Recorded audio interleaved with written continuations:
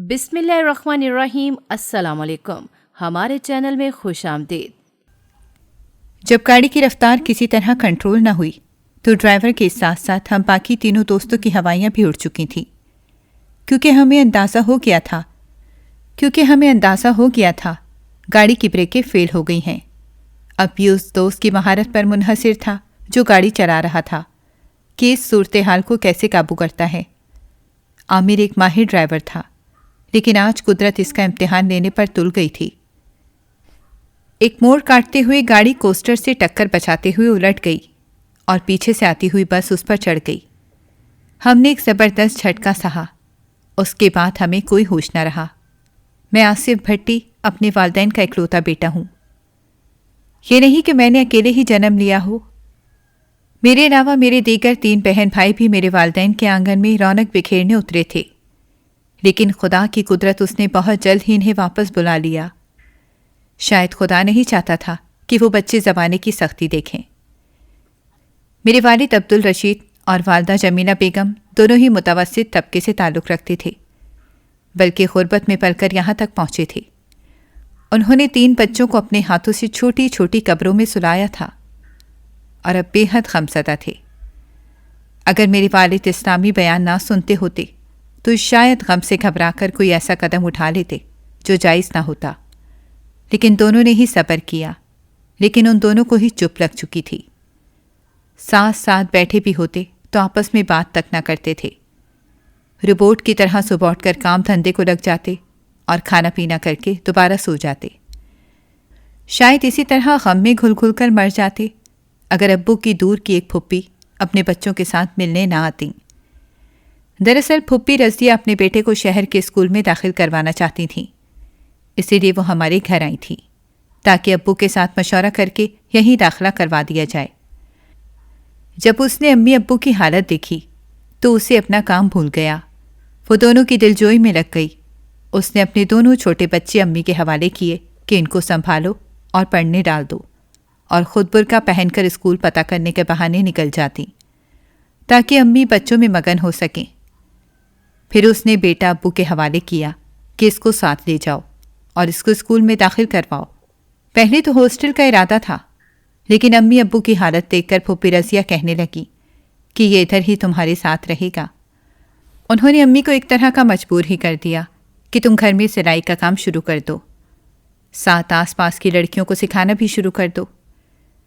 پہل تو امی نے بادل نخواستہ بھی شروع کیا، کیونکہ انہیں شوہر کی پھپھی کا لحاظ تھا، لیکن چند دن بعد جب اپنا دل بھی لگ گیا تو پھر پھپھی کی بہت شکر گزار ہوئیں۔ پھپھی رضیہ جو آئیں تو چند دن کے لیے آئی تھیں، لیکن ان کا قیام 1 ماہ سے بھی اوپر ہو گیا تھا۔ اب جب کہ ان کے بیٹے شاہد کا بھی داخلہ ہو گیا اور امی ابو کی زندگی میں بھی کچھ رونق آ گئی تو وہ خوشی رخصت ہوئیں۔ یہ شاید پھپھی رضیہ کا ہی خیر و برکت والا قدم تھا، اور ان کی نیت کا خلوص تھا کہ نہ صرف امی ابو کی زندگی میں خوشگوار تبدیلی آئی، بلکہ جلد ہی اللہ نے ان کو اولاد کی نعمت سے بھی نواز دیا، جس کا نام ابو نے بہت شوق سے آصف رکھا۔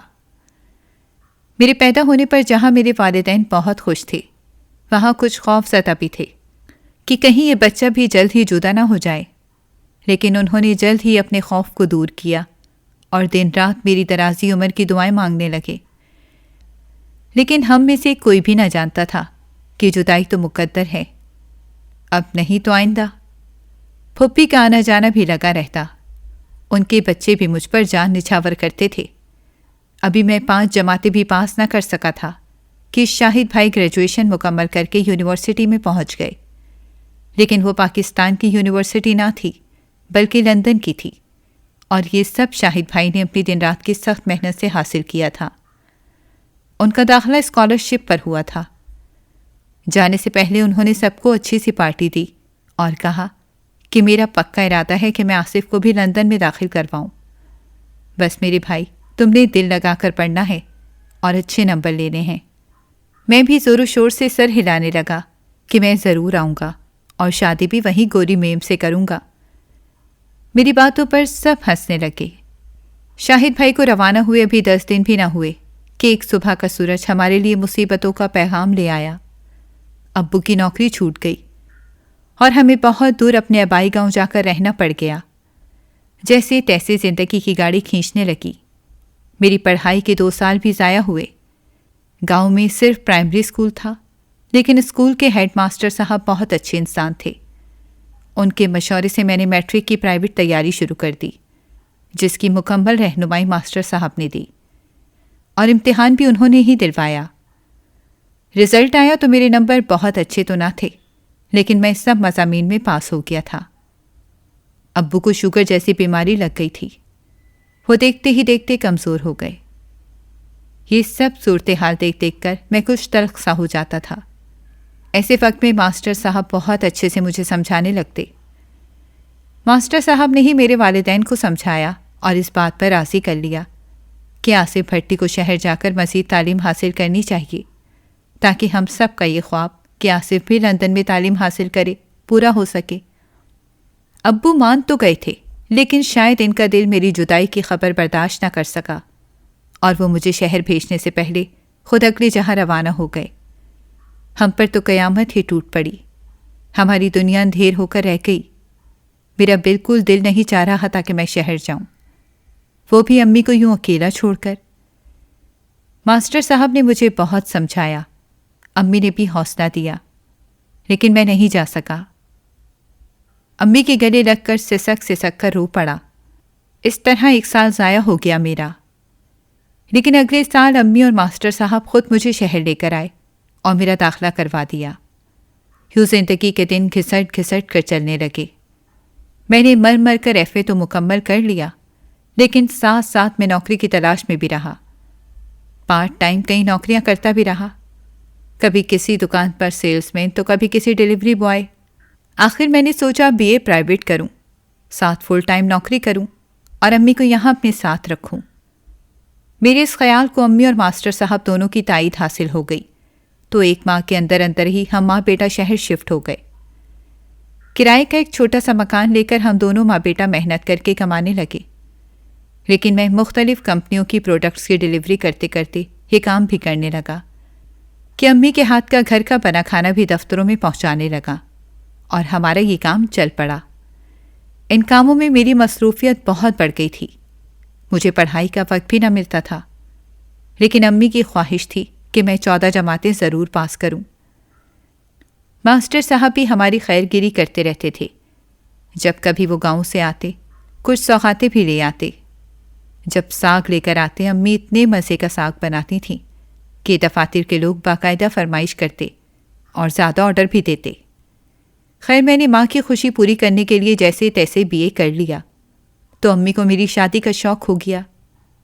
میں ہنس کر کہتا، ابھی آپ نے مجھے لندن بھیجنا ہے تو ابھی شادی نہ کریں، لیکن امی کو میرے سہرے کے علاوہ کوئی بات سمجھ نہیں آتی تھی۔ گاؤں میں تو یہ بات مکمل طور پر پھیل چکی تھی کہ آصف بھٹی لندن جانے کی تیاریاں کر رہا ہے۔ شہر میں بھی کچھ ملنے والوں کو یہ بات معلوم تھی۔ اسی طرح ایک فیملی کو میرے لندن جانے کی خبر میں اپنی بیٹی کا روشن مستقبل نظر آیا، تو وہ لوگ اس طرح چپکے ہمارے ساتھ کہ امی کو بھی ان کی بیٹی ہی میرے لیے بہترین لگی۔ بظاہر میرے پاس بھی انکار کرنے کی کوئی وجہ نہ تھی۔ اکلوتی لڑکی اور خوبصورت، مالی حالات بھی کم و بیش ہمارے جیسے ہی۔ میں بھی اس عمر میں تھا جہاں ہم سفر کے خواب نظر آنے لگتے ہیں، لہٰذا جلد ہی یہ رشتہ طے ہو گیا۔ مجھے ایک جگہ جاب بھی مل گئی اور کھانے کے آرڈر بھی زیادہ ملنے لگے۔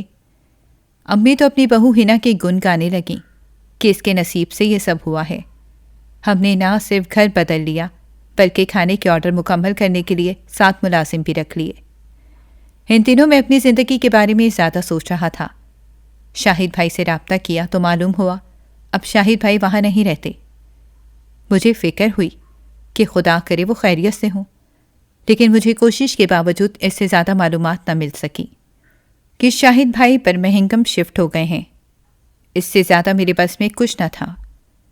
پھوپھی رضیہ کا بھی انتقال ہو چکا تھا۔ فی الحال میں نے اس بات کو صرف اپنے تک رکھا تاکہ امی پریشان نہ ہوں، کیونکہ میرے لندن جانے کا زیادہ خواب امی نے دیکھا تھا۔ حالانکہ ہمارے معاشرے میں مائیں اولادوں کو خود سے دور بھیجنے کا حوصلہ مشکل سے ہی کرتی ہیں، لیکن میں نے امی کو یہ ضرور بتا دیا کہ ابھی دیر ہے، لندن جانے کا اس سال تو بالکل ممکن نہیں ہو سکے گا۔ تب امی نے اپنی دوسری خواہش کو فوری طور پر پورا کرنے کا آرڈر جاری کر دیا۔ یوں میری شادی کی تاریخ طے ہو گئی۔ ہم نے جہیز سے بالکل منع کر دیا، بلکہ سختی سے انکار کیا کہ جہیز بالکل نہ ہو۔ البتہ لڑکی والوں نے تو 1 تولہ سونے کی فرمائش ضرور کی، جو کہ ہمارے لیے مشکل تھی، لیکن ہم نے قرض اٹھا کر کسی نہ کسی طرح ان کی ڈیمانڈ پوری کر دی۔ چونکہ ہم جہیز کے لیے بالکل منع کر چکے تھے اور گولڈ بھی دے رہے تھے، تو ہم نے بری بھی مختصر سی بنائی۔ شادی کے عین 1 دن پہلے میری ساس کا فون آیا کہ بری میں فلاں چیز تو رکھ لی ہے نا آپ نے۔ ہماری یہ رواج ہیں، یہ نہ ہو تو بچہ گونی ہوتی ہے۔ امی نے کہا بہن آپ ایسے نہ سوچیں، ایسی باتوں کی کوئی بچہ گونی نہیں ہوتی۔ ہم کوشش کریں گے کہ چیزیں مکمل کر سکیں، لیکن ظاہر ہے 1 دن میں کیا کچھ مکمل ہو سکتا تھا۔ ان کی کہی ہوئی چیزیں مکمل نہ تھیں، جس پر ناراضگی کا اظہار بھی کیا گیا۔ میری دلہن ہنا اپنے شب و زفاف سے زیادہ اپنے ولیمے کے لباس میں انٹرسٹڈ تھی، حالانکہ اس نے خود جا کر اپنی پسند کی میکسی لی تھی، لیکن اب مطمئن نہ تھی۔ اس سے پہلے کہ میرا موڈ خراب ہوتا، میں نے اس کا دھیان بٹا ہی دیا۔ آخر شادی کے فنکشن انجام پائے۔ اس نے سب سے پہلے سلامی کی رقم کا مطالبہ کر دیا کہ جو دلہا کو ملے ہیں وہ بھی میری ہیں۔ مجھے ہنسی آ گئی۔ میں نے تمام رقم اسے پکڑا دی۔ میری امی نے 1 ماہ تک دلہن کے ناز نخرے اٹھائے اور اسے دلہن ہی بنا کر رکھا۔ اس کے بعد امی نے اسے چھوٹے چھوٹے کاموں کی ذمہ داری نبھانے کا کہا، وہ بھی اپنے شوہر کی، یعنی اس نے امی کا بھی ہاتھ بٹانا شروع کر دیا تھا۔ جب سے ہم ماں بیٹا شہر آئے تھے، ہم آؤٹنگ کے لیے باہر کبھی بھی نہیں گئے تھے۔ حالات نے اتنی اجازت ہی نہ دی تھی۔ پھر زندگی کی گاڑی کو پٹری پر چلانے میں اتنا مصروف ہوئے کہ کسی بات کا پتہ ہی نہیں چلا۔ اسی محنت کا نتیجہ یہ تھا کہ اب دن اتنے مشکل نہیں رہے تھے۔ بات گزارا کرنے سے آگے بڑھ چکی تھی۔ ہم کچھ آسودہ حال تھے، لیکن پھر بھی امیر خاندان نہ کہلا سکتے تھے۔ انہی حالات میں شادی کے بعد میں ہنا کے ساتھ 3-4 بار آؤٹنگ کے لیے جا چکا تھا، اور چند بار ہم ہوٹلنگ بھی کرنے گئے، اور ہر بار امی خوبصورتی سے بہانہ بنا کر گھر رہ جاتی تھیں تاکہ نو بیاتہ جوڑے کو الگ وقت مل سکے۔ 3 مہینے ہی اس نے مجھ سے لندن جانے کے بارے میں پوچھنا شروع کر دیا۔ میں نے بتایا کہ شاید ممکن نہ ہو سکے، کیونکہ شاہد بھائی سے بھی رابطہ نہیں ہو پا رہا۔ یہ بات سن کر تو ہتے سے اکھڑ گئیں اور چلانا شروع کر دیا کہ تم لوگوں نے ہمارے ساتھ فراڈ کیا ہے۔ میں ہکا بکا رہ گیا کہ ہم نے کبھی آپ کو یہ نہیں کہا کہ لندن جانا ہے، تو فراڈ کیسے ہوا؟ لیکن اس نے میری ایک نہ سنی۔ اس کے علاوہ بھی وقتاً فوقتاً ایسی باتیں ہوتی رہتیں کہ میں یہ سوچنے پر مجبور ہو گیا ہنا کے دماغ میں لالچ ہے۔ پھر آخر میری اس بات پر مہر لگ گئی۔ چند دن سے امی کی طبیعت ناساز تھی تو انہوں نے ہنا کو کہہ دیا تھا کہ ملازم سے سامان وہ منگا لے لسٹ کے مطابق، اور کھانے کی تیاری کو بھی دیکھ لے۔ ہنا نے خوشی خوشی پیسے پکڑے، ملازم کے ساتھ خود جا کر سامان لے کر آئی اور بنوا کر بھیجنے تک مکمل ساتھ رہی۔ امی کو بخار ہو چکا تھا، اسی لیے امی اٹھ کر نہ دیکھ سکیں۔ اس کھانے کے زیادہ پارسل بنے اور ڈیلیور بھی ہو گئے۔ بجٹ بھی نسبتاً کم رہا اور سیل زیادہ ہوئی۔ اب ہنا کا کہنا یہ تھا کہ چونکہ سارا کام اس نے کیا ہے، اس لیے ان پارسلز کی آمدنی پر صرف اس کا حق ہے۔ میں نے سنا تو مجھے غصہ آ گیا کہ عجیب بیتوقی بات ہے، کیا تم اس گھر کا فرد نہیں ہو؟ کیا اس کھانے کی آمدنی سے جو گھر کے اخراجات پورے ہوتے ہیں وہ سہولیات تم حاصل نہیں کرتی؟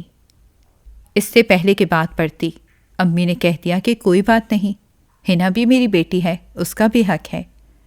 یوں امی نے پیسے ہنا کو دے دیے، لیکن چند دن میں ہی ہنا کے بھیجے پارسل کی شکایات سامنے آ گئیں۔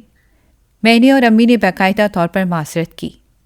تمام چیزوں کا جائزہ لینے اور ملازم سے پوچھ گچھ کرنے کے بعد پتہ چلا کہ ہنا نے سامان کم معیاری خریدا تھا۔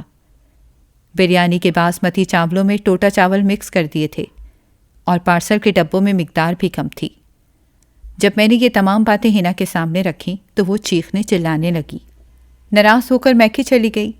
آخر کچھ دن بعد میں اور امی ہی اسے جا کر واپس لے کر آئے۔ 1 مہینہ بمشکل ٹھیک گزرا ہوگا کہ ہنا نے میرے سامنے نئی فرمائشیں رکھ دیں۔ وہ ایک برانڈ کے لیے ماڈلنگ کرنا چاہتی تھی جس کا اشتہار اس نے سوشل میڈیا پر دیکھا تھا۔ ہنا ان کے ساتھ ابتدائی بات چیت کر چکی تھی۔ کمپنی ہنا کی تصاویر دیکھ کر اسے اسکرین ٹیسٹ کے لیے منتخب کر چکی تھی کیونکہ ہنا خوبصورت اور اسٹائلش تھی، لیکن یہ بات مجھے قطعاً منظور نہ تھی، بالکل ناپسند تھی۔ الٹا وہ مجھے سمجھانے لگی کہ اس کام میں پیسہ بھی ہے، شہرت بھی ہے، ورلڈ ٹور کا بھی چانس ہے۔ دیکھو آصف، ہو سکتا ہے اس طرح ہمیں لندن جانے کا موقع مل جائے، لیکن میں نے سختی سے انکار کر دیا۔ اس نے میکے جانے کی دھمکی دی تو میں نے صاف کہہ دیا کہ تمہارا اپنا فیصلہ ہے، اگر تم گئیں تو میں تمہیں لینے نہیں آؤں گا۔ وہ خاموش ہو گئی۔ میں سمجھا شاید میری باتوں کا اثر ہے، یہ منع ہو گئی ہے، لیکن یہ میری بھول تھی۔ اس نے میرے علم میں لائے بغیر اسکرین ٹیسٹ دے کر ماڈلنگ کا معاہدہ بھی کر لیا تھا۔ اس کے چند شاٹ کافی پسند کیے گئے، لیکن مجھے پتہ نہ چل سکا۔ اب اس نے ایسا کچھ بھی کرنا ہوتا تھا تو وہ پہلے اپنی امی کے گھر چلی جاتی تھی، پھر وہاں سے اپنے کام پر۔ ایک دن ہنا کی طبیعت خراب ہو گئی، اسے ہاسپٹل لے کر گئے تو پتہ چلا وہ امید سے ہے۔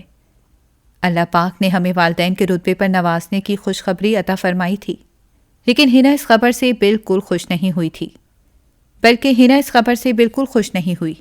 بلکہ الٹا اس نے ڈاکٹر سے اس امید کو ختم کرنے کی بات کی۔ اس اسپتال کا اصول تھا کہ بیوی کی تمام کنڈیشن اور ساری صورتحال کو کپل کو ساتھ بٹھا کر بتاتے تھے۔ ہمیں بھی ساتھ بٹھا کر بتایا گیا، اور آخر میں جب ڈاکٹر نے ہنا کی خواہش کا بتایا کہ آپ لوگ ابھی بچہ نہیں چاہ رہے ہیں تو اس کا یہ طریقہ کار ہوگا، میرا تو دماغ بھگ سے اڑ گیا۔ میں نے صاف انکار کر دیا اور ڈاکٹر کو بتایا کہ پہلے ہی ہمیں یہ خوشخبری 2 سال کے بعد ملی ہے، ہم کیوں اسے ختم کرنا چاہیں گے؟ بلکہ اب تو مجھے لگ رہا ہے کہ اب تک جو امید کی خبر نہیں ملی تھی تو شاید اس میں ہنا کا اپنا ہاتھ بھی ہے۔ یہ سنتے ہی ہنا نے سر جھکا لیا۔ ہم گھر واپس آئے تو میں نے ہنا کو سخت تنبیہ کی کہ ایسی کوشش مت کرنا ورنہ پولیس کے حوالے کر دوں گا۔ آخر وقت مکمل ہوا۔ اللہ نے ہمیں چاند جیسی پیاری اور پھولوں جیسی نرم و نازک بیٹی عطا فرمائی۔ میں نے خود اس کے کانوں میں اذان دی اور اس کا نام ماہروخ رکھا۔ وہ میرے دل کا ٹکڑا تھی، میری آنکھوں کا نور۔ کام سے گھر واپس آ کر جب تک پہلے سے نہ دیکھ لیتا مجھے چین نہیں آتا تھا۔ میں ایک ایک دن میں اس کی تصویریں، اس کی حرکتیں ریکارڈ کرتا رہتا۔ ہم نے جس حد تک ممکن ہو سکا صدقہ خیرات بھی کی۔ ابھی ماروخ 3 ماہ کی بھی نہ ہوئی تھی کہ مجھے اس کے اسکول کی فکر لگ گئی۔ ہنا نے خود کو متناسب بنانے اور وزن گھٹانے کی ترکیبوں پر عمل شروع کر دیا تھا۔ ماہروخ کی پہلی سالگرہ پر ہنا پہلے سے بھی زیادہ اسمارٹ اور پرکشش ہو چکی تھی۔ انہی دنوں اس کی کچھ ایسی سہیلیوں نے آنا جانا شروع کر دیا تھا جو کافی ماڈرن تھیں اور اپر کلاس سے تعلق رکھتی تھیں۔ فی الحال تو ایسی کوئی بات بھی نہ تھی جس پر اعتراض کیا جاتا، لیکن پتہ نہیں کیوں مجھے عجیب سی الجھن ہوتی تھی۔ اب ہنا کو اپنی نئی دوستوں کے ساتھ پارلر بنانے کا شوق ہو گیا تھا، اور اس کے لیے وہ مجھ سے کوئی رقم بھی نہیں مانگ رہی تھی، کیونکہ اس کی امیر کبیر دوست نے سب سرمایہ لگا رہی تھی، جبکہ ہنا کو صرف چند گھنٹے دینے تھے وہاں، جس کی اچھی تنخواہ بھی ملنی تھی۔ بظاہر سب کچھ ٹھیک تھا، لیکن مجھے کچھ کھٹک رہا تھا۔ میں نے پہلے ٹالنے کی کوشش کی، لیکن جب ہنا بحث پر اتر آئی تو میں نے واضح انکار کر دیا۔ اس بات پر ہنا کا پارا شوٹ کر گیا۔ اس نے مجھے بہت تانے دیے اور پیسے کی کمی کا رونا رویا۔ کہتی سبز باغ دکھاتے تھے، لڑکے نے لندن جانا ہے اور میں یہاں چکی میں پس رہی ہوں۔ آخر امی کے کہنے پر میں نے اسے وقتی طور پر جانے کی اجازت دے دی، کیونکہ اب ماہروخ بھی اسکول جانے لگی تھی۔ وقت پر لگا کر اڑ رہا تھا۔ ہم عمر کے زینے طے کر رہے تھے۔ ماہروخ 10 سال کی ہو چکی تھی، لیکن ہنا کو دیکھ کر یوں لگتا تھا کہ وقت تھم گیا ہے۔ ویسے بھی اس کی زیادہ عمر نہیں تھی۔ اس دوران ہنا نے کافی کام کرنے کی کوشش کی، بیچ بیچ میں سے ماڈلنگ بھی کرتی رہی، پارلر میں بھی کافی سرگرمیاں رہیں۔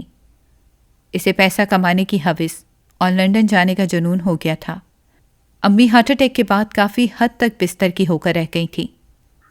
ہمارے حالات اب کافی بہتر ہو چکے تھے۔ ایک چھوٹی سی سیکنڈ ہینڈ گاڑی بھی ہم لے چکے تھے۔ میں نے نوکری چھوڑ کر اپنی ماں کے کام کو ہی کچھ جدید شکل دے دی تھی۔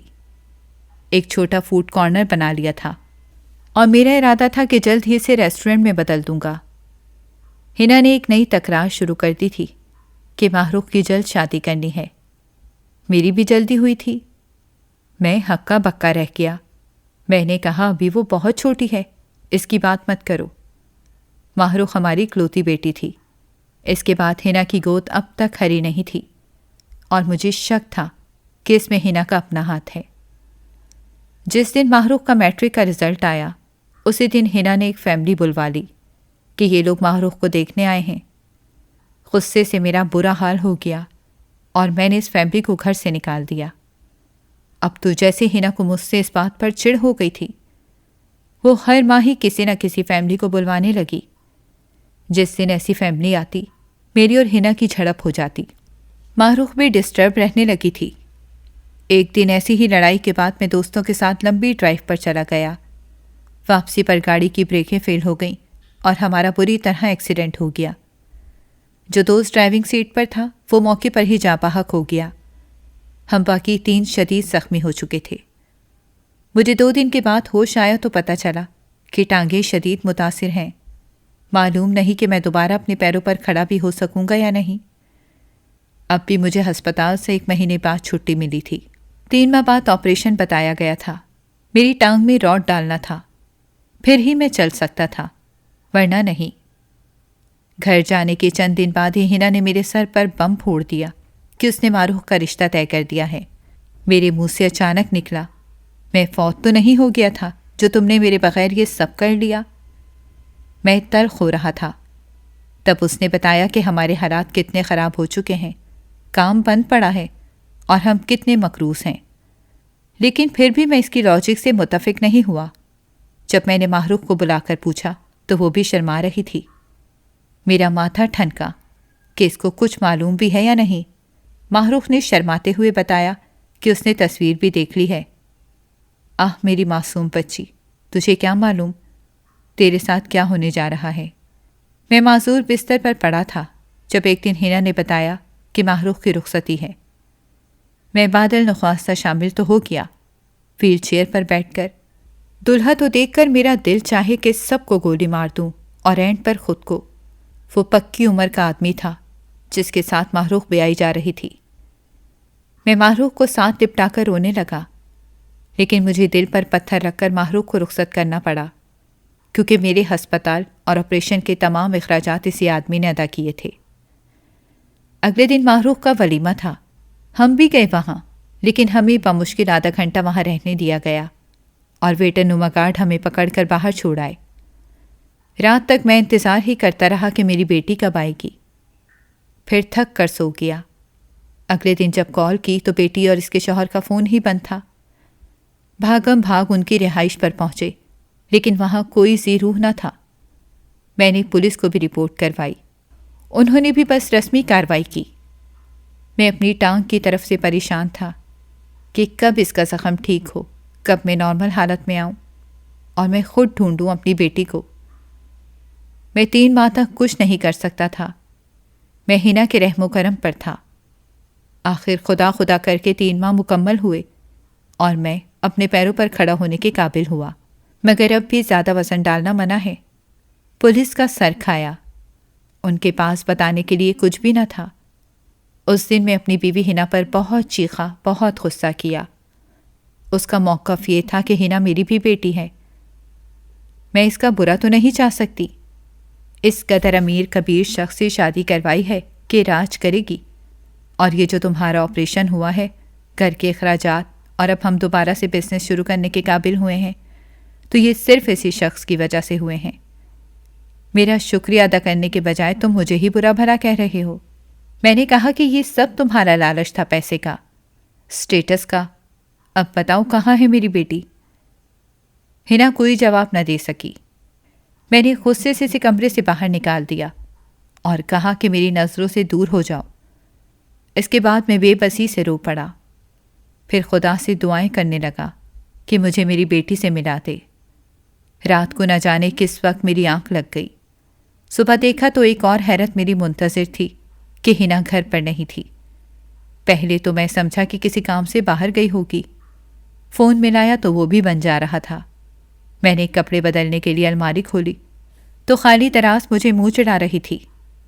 تب میں نے سارا گھر چیک کیا، ملازم سے پوچھا تو اس نے بتایا کہ طلوع فجر سے بھی پہلے بیگم صاحبہ چلی گئی تھی۔ اب مجھے احساس ہوا کہ وہ گھر چھوڑ کر چلی گئی ہے، لیکن کہاں گئی ہوگی اس کا اندازہ نہیں لگا سکا، کیونکہ اس کے والدین پہلے ہی کوئٹہ جا چکے تھے۔ وہ یقیناً بیٹی کے پاس گئی ہوگی۔ میں یہی سوچ چکا، اب مجھے ماں بیٹی دونوں کو تلاش کرنا تھا۔ میں نے ایک بار پھر حالات کا جائزہ لیا، کچھ پوائنٹ نوٹ کیے اور اسی جگہ سے دوبارہ تلاش شروع کی جہاں بقول ہینا کے یہ بیٹی کا گھر ہے۔ وہاں کوئی بھی محمود کو نہیں جانتا تھا۔ پتہ چلا کہ اس کوٹھی میں جو لوگ آئے تھے وہ 1 ماہ سے بھی کم یہاں رکے تھے اور شادی کرتے ہی چلے گئے۔ کہاں گئے یہ کسی کو بھی کچھ معلوم نہ تھا۔ میں نے فون نمبر کے ذریعے ٹریکنگ کروانے کی کوشش کی، لیکن کچھ پتہ نہیں چلا۔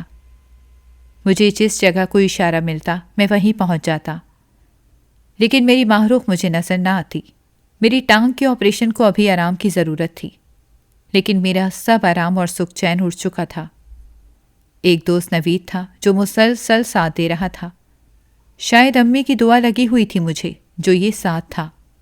آخر جب پولیس والے نے کہا کہ مردہ خانوں سے بھی پتہ کرو، میں وہیں ڈھہ گیا اور رونے لگا، لیکن نوید ہی نے مجھے حوصلہ دے کر ہسپتالوں میں لے کر گیا۔ سارا دن ہم ہسپتالوں سے پتہ کرتے رہے، لیکن کوئی اشارہ نہیں ملا۔ میں تھک ہار کر ہمت چھوڑ چکا تھا۔ اس ویکینڈ پر کچھ پرانے دوست آ گئے تو وہ مجھے زبردستی اپنے ساتھ موج میلہ کرنے لے گئے کہ ذہن تبدیل ہوگا۔ پہلے ہم گھومتے رہے، کہیں کھانا کھایا، بیٹھے بیٹھے دوستوں نے پروگرام بنا لیا کہ ایک میڈم کے پروگرام میں چلتے ہیں، وہاں بہت خوبصورت لڑکیاں میزبانی کرتی ہیں، ڈانس کرتی ہیں، سمجھو ماڈرن قسم کا مجرا ہوتا ہے، پینے پلانے کے لیے بھی جو چاہو میسر ہوگا۔ لیکن مجھے تو کوئی دلچسپی نہ تھی، لیکن میں دوستوں کی وجہ سے ان کے ساتھ چلا گیا۔ بیزاری میری شکل سے صاف ٹپک رہی تھی۔ میڈم نے ہمیں خوش آمدید کہا اور ہم صوفوں پر بیٹھ گئے۔ دوستوں نے سچ ہی کہا تھا کہ ایک سے بڑھ کر ایک حسین لڑکی میزبانی کر رہی تھی، اپنے ہاتھوں سے کھلا پلا رہی تھی۔ تھوڑی دیر بعد ہال کی لائٹیں اور میوزک بدل گیا۔ یہ اس بات کا اشارہ تھا کہ ڈانس شروع ہونے لگا ہے۔ پھر 2 لڑکیوں کی آمد ہوئی۔ انہوں نے جدید لباس پہن رکھا تھا اور چہروں پر باریک نقاب ڈالے ہوئے تھے۔ پہلے تو میں ان کی طرف متوجہ نہیں ہوا، لیکن جب میرے دوست نے مجھے کوہنی ماری تو میں دیکھنے لگا۔ ان میں سے ایک لڑکی نے میری توجہ کھینچ دی۔ جیسے ہی اس نے نقاب اتارا میں شاکڈ رہ گیا۔ وہ میری بیوی ہینا تھی۔ میں تیزی سے کھڑا ہوا اور زور سے اس کا نام پکارا۔ میری دھاڑ سن کر سبھی متوجہ ہو گئے۔ ہینا نے بھی میری طرف دیکھا، وہ بھاگنے لگی تو نوید ہوش و حواس سے کام لیتے ہوئے تیزی سے بڑھ کر ہینا کا راستہ روک لیا۔ میڈم بھی آ گئیں اور غصہ کرنے لگیں کہ ماحول خراب کرتے ہیں۔ جب میں نے کہا کہ یہ میری بیوی ہے تو وہ ہمیں الگ کمرے میں لے گئیں۔ میں ہینا سے جھنجھوڑ کر پوچھنے لگا کہ وہ کہاں چلی گئی تھی اور یہاں کیوں ہے، اور میری بیٹی کا کچھ بتاؤ۔ وہ بھی رونے لگی، کہنے لگی مجھے زیادہ مال و دولت چاہیے تھا، لیکن یہ راستہ میں نے نہیں سوچا تھا۔ یہ سب میرے لالچ کی سزا ہے، مجھے معاف کر دو۔ میں یہاں تک اپنے ان دوستوں کی وجہ سے پہنچی ہوں جنہوں نے پارلر بنایا تھا۔ معروف کا رشتہ بھی انہوں نے ہی کروایا تھا۔ میرا تو دماغ پھک سے اڑ گیا، یعنی میری بیٹی بھی یہاں ہے۔ وہ کہنے لگی کہ نہیں، وہ یہاں نہیں ہے، تم نیو سٹی ٹاؤن جاؤ، وہاں کے مینیجر سے شہزاد کا پوچھو تو شاید تمہیں کچھ پتہ چل سکے۔ میں نے اسے ساتھ چلنے کو کہا تو اس نے انکار کر دیا۔ میں نے بھی زیادہ اصرار نہیں کیا کہ اسے بعد میں لے جائیں گے۔ میں نوید کے ساتھ اسی وقت وہاں جانے کے لیے تیار تھا، لیکن دوست مجھے گھر لے آئے۔ ہم نے بیٹھ کر منصوبہ تیار کیا جس میں نوید کو آگے رکھا۔ ہم وہاں جا کر شہزاد کا اس لیے پتہ کرتے کہ ہم کو میڈم کی طرز کا کچھ پروگرام کرنا تھا۔ طے یہ ہوا کہ آصف یعنی میں ذرا پیچھے پیچھے ہی رہوں گا تاکہ پہچانا نہ جاؤں۔ ہم سب نے ہی اپنے حلیے میں کچھ تبدیلی کی اور نیو سٹی ٹاؤن چل دیے۔ پہلے چکر میں تو کوئی کامیابی نہ ملی۔ دوسری بار گئی تو نوید نے تکا لگاتے ہوئے میڈم کا نام لے دیا کہ ان کے ریفرنس سے آئے ہیں۔ تب کہیں جا کر ہمیں شہزاد سے ملوایا گیا۔ اسے دیکھتے ہی میرا خون کھول گیا۔ یہ وہی تھا جس کے ساتھ میری محروق کی شادی ہوئی تھی۔ لیکن دوستوں نے فوراً میرا ہاتھ پکڑ لیا اور مجھے ٹھنڈے رہنے کی تلقین کی۔ نوید نے آگے بڑھ کر اس سے بات کی کہ ہم اپنے غیر ملکی مہمانوں کے لیے پروگرام رکھنا چاہتے ہیں، سب انتظام آپ کریں گے، یہ ایک بڑی ڈیل ہوگی۔ یہ سب کچھ طے ہو گیا تو 2 دن بعد اصل مرحلہ تھا۔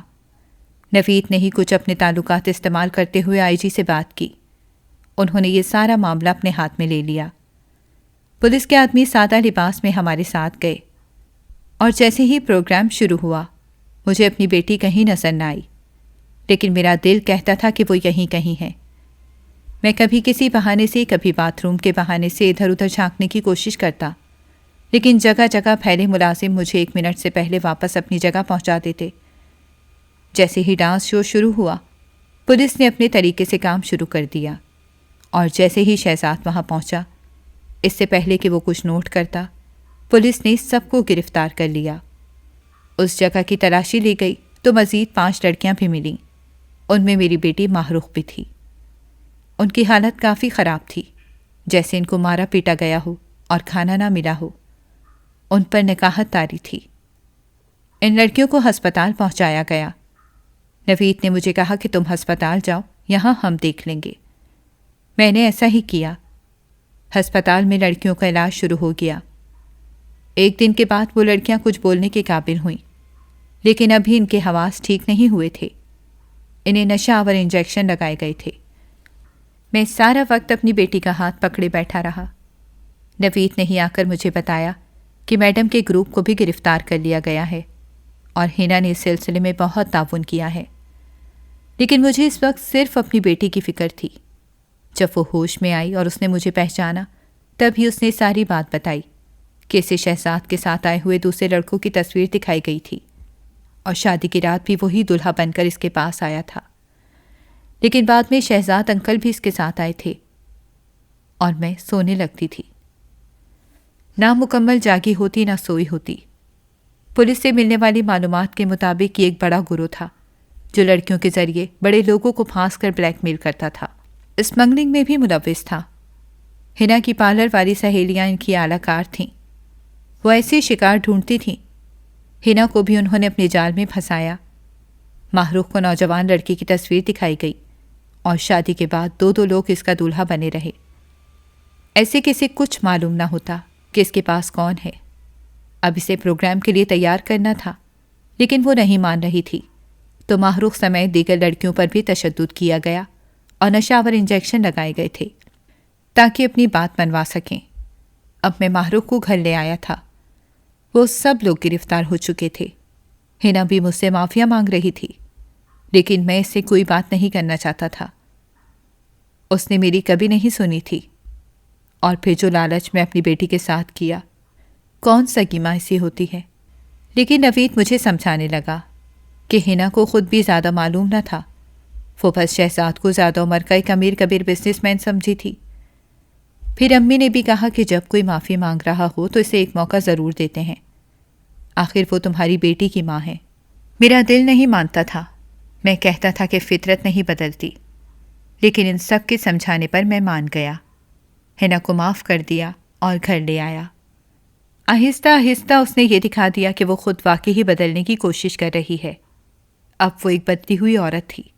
محروق کو اس واقعے کے بارے میں اثرات سے نپٹنے کے لیے ہم نے سائیکالوجسٹ کی مدد بھی لی۔ اب ہم نے محروق کو دوبارہ کالج میں داخل کروا دیا ہے اور پورے اعتماد کے ساتھ نئی زندگی شروع کرنے کے لیے پرعزم ہیں۔ ناظرین، اگر آپ کو ہماری کہانی اچھی لگی ہے تو ویڈیو کو لائک کریں، شیئر کریں اور ہمارے چینل کو سبسکرائب کریں۔ اگلی ویڈیو تک اجازت دیں۔ اللہ حافظ۔